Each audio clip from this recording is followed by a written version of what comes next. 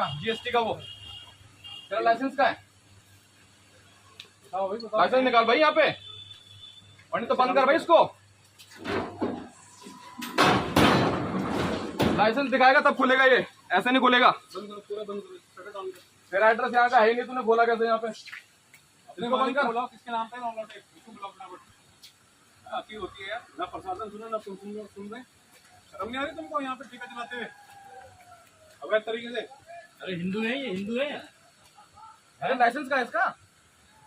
Licence तो दिखाए अपना, ये एड्रेस दिखाए, कौन सा एड्रेस पे लाइसेंस खुला हुआ है इसका? एक्साइज टोल फ्री क्या है ये? नहीं आपने चलिए, गरुड़ भगवान का मंदिर है बगल में, उसको भी नाम देते हैं, बिल्कुल निकट है, 20 मीटर पे है। एनजीटी के दायरे में 200 मीटर है। नहीं मैम, आप इसमें फीता मराइए, गंगा जी में फीता मराइए आप। 100 मीटर या उससे गंगा जी से कितना? मेरे पास एनजीटी का नियम भी पड़ा है। नहीं मैम, हमारे पूज्य में मेरे पास इसमें गंगा जी नहीं मैम। देखिए मैं यही कह रही हूँ ना, हम हमारे लॉ के अकॉर्डिंग। अच्छा मैडम, ये बात ये भी अच्छी बात कही आपने। गंगा जी हमारे पूज्य में नहीं आती है मैम। जो हमारे को जियो दे रखा है वो हमारा लॉ है। फॉर हुम? भैया हम लोग revenue based this is the democracy ना, हम रेवेन्यू बेस्ड काम करते हैं ना। ठीक मेरी है बात ये ठीक है, दिस इज 41 लाख रुपए की दुकान है ये पर मंथ। पैसे हम लोग लोकतंत्र में रहते हैं ना माफ कर दो ना, फिर यहीं से लो पैसे। मैडम मैं भी गिट्टी बेच के दे देता हूँ। हम लोग लोकतंत्र में रहते हैं ना। मैम देते रेवेन्यू, मैम आप ले लीजिए। मैम आप इस चीज से डिनाई करते हैं कि गंगा जी पूजनीय नहीं है। ये करके हमारे पीछे ज्यादा बेचते हैं यहाँ पे। नमस्कार, आप देख रहे हैं पर्वतवाणी लाइव और मैं हूं आपके साथ दीपक सिंह गोलू। भाई सच क्यों ना बोलूं, सच दिखाना ही मेरा काम है। और सच मैंने कल आपको खबर के दौरान दिखाया था कि कैसे मां गंगा के समीप गरुड़ चट्टी में भगवान गरुड़ के 500 वर्ष पुराने मंदिर के 100 मीटर की दूरी के दायरे में और प्रमुख तीर्थ स्थान जो हमारा नीलकंठ धाम है उसके मुख्य मार्ग पर कैसे शराब का ठेका संचालित हो रहा है, जिसका लोग पुरजोर विरोध कर रहे हैं, लगातार विरोध कर रहे हैं। ये खबर मैंने कल आपको दिखाई थी, लेकिन अब मैं आपको वो मार्ग भी दिखा रहा हूं और वो मंदिर भी दिखाऊंगा जिसके विषय में बार बार चर्चा हो रही है कि गरुड़ भगवान के मंदिर के समीप ये ठेका बना है, मां गंगा के समीप ये ठेका बना है। तो सबसे पहले आप इस मार्ग को देख लीजिए। ये नीलकंठ धाम जाने का प्रमुख मार्ग है और एकमात्र केवल यही मार्ग है। आप कहीं से भी आएंगे तो आपको इसी मार्ग से नीलकंठ धाम जाना पड़ेगा, जिसकी दूरी यहां से मात्र 16 किलोमीटर है। 16 किलोमीटर की दूरी पर नीलकंठ धाम बसा है। और इधर आप जरा दृष्टि डालिए, ये देखिए, यही वो भगवान गरुड़ का 500-600 वर्ष पुराना मंदिर है। ये देखिए, जो हमारे कैमरामैन आपको इस वक्त दिखा भी रहे हैं, यही वो भगवान गरुड़ का प्रसिद्ध पौराणिक मंदिर है जिसका शास्त्रों के अंदर जो है बखान मिलता है। और भगवान गरुड़ ने इसी स्थान पर बैठकर भगवान नारायण की तपस्या की थी और तब से ही ये स्थान यहाँ पर प्रमुख है। लेकिन अगर आबकारी विभाग की महिला अधिकारी की माने तो उनका कहना ये है कि ये स्थान तीर्थ स्थान है ही नहीं। अब बताइए, कानून के दायरे में ये 500 वर्ष पुराना जो भगवान गरुड़ का मंदिर है इसकी कोई भी मान्यता नहीं है। और नीचे जो मां गंगा बह रही है, इधर भी आप देखेंगे, ये देखिए, ये जो क्षेत्र है, जो पुल आपको दिखाई दे रहा होगा, इसके नीचे मां गंगा बह रही है। और ये गंगा जो है वो जो हमारे अधिकारी हैं आबकारी महिला की, उनकी दृष्टि में मां गंगा का भी कोई महत्व नहीं है। उनका कहना है कि गंगा से हमारा कोई लेना देना नहीं है, हमारे अधिनियम के तहत मां गंगा का उल्लेख नहीं होता है और ना ही इस मंदिर से कोई लेना देना है। चलिए अंदर इस मंदिर में चलेंगे और यहाँ के जो मुख्य पुजारी हैं उनसे जानने का प्रयास करेंगे कि इस मंदिर की क्या मान्यता है। अब इस गरुड़ भगवान के मंदिर के प्रांगण में हम लोग आ चुके हैं और यहाँ के जो मुख्य पुजारी हैं हमारे साथ मौजूद हैं, उनसे ही जानने का प्रयास करेंगे, मंदिर के विषय में भी आपको बताएंगे। तो पंडित जी, बहुत बहुत स्वागत है। पहले तो आप अपना परिचय दीजिए। जी, मेरा नाम पंडित दिनेश चंद्र भट्ट, मैं यहाँ का मुख्य पुजारी। तो पंडित जी, 500 से भी अधिक वर्ष पुराना ये मंदिर ऐसा बताया जा रहा है, पुराणों में इसका उल्लेख, इस मंदिर के बारे में क्या कुछ जानकारी पहले तो वो बताइए दर्शकों को। जी, यह कहा गया है भगवान गरुड़ जी का यह प्राचीन मंदिर, पौराणिक मंदिर है।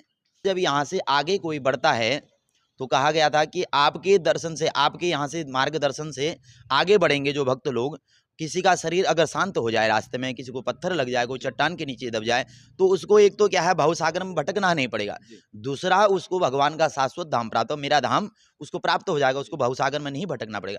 यहाँ की मान्यता है कि यहाँ पर काल सर्प दोष, पितृ दोष आदि ग्रहों का दोष अगर किसी कुंडली में होता है, वो यहाँ पर आकर पूजन कराने से, यहाँ पर परिक्रमा करने से, दर्शन करने से उसके क्या है दोष कम होने लगते हैं, और पूजा करा लाते तो वो तो क्या है समाप्त हो जाते हैं दोष। कहा गया पौराणिक कथा यही है। अच्छा पंडित जी, इतनी बड़ी आप बता रहे हैं, इतना महत्व इस मंदिर का है, तो ऐसे स्थान के बगल में ही आप देख रहे हैं 100 मीटर दूरी पर शराब का ठेका संचालित हो रहा है। आप किस दृष्टि से देखते हैं, क्या कुछ कहना चाहेंगे इस ठेके के विरोध में? देखिए, इसको तो तुरंत हटना चाहिए यहाँ से, क्योंकि यह तीर्थ का उल्लंघन कर रहा है, तीर्थ का मर्यादाओं का बिल्कुल उल्लंघन कर रहा है। यह गंगा जी के क्या है, ये एनजीटी के तहत नहीं आता है। ये एनजीटी वाले जो बोलते हैं कि 200 मीटर की दूरी में दायरे में अगर कोई वो होता है, कोई नया अगर कार्य होता है तो उसको तोड़ दिया जाएगा, उसको नहीं होना चाहिए। तो यह एनजीटी के तहत नहीं आता क्या, गंगा जी के जो बिल्कुल गंगा जी के तट पर बना हुआ है।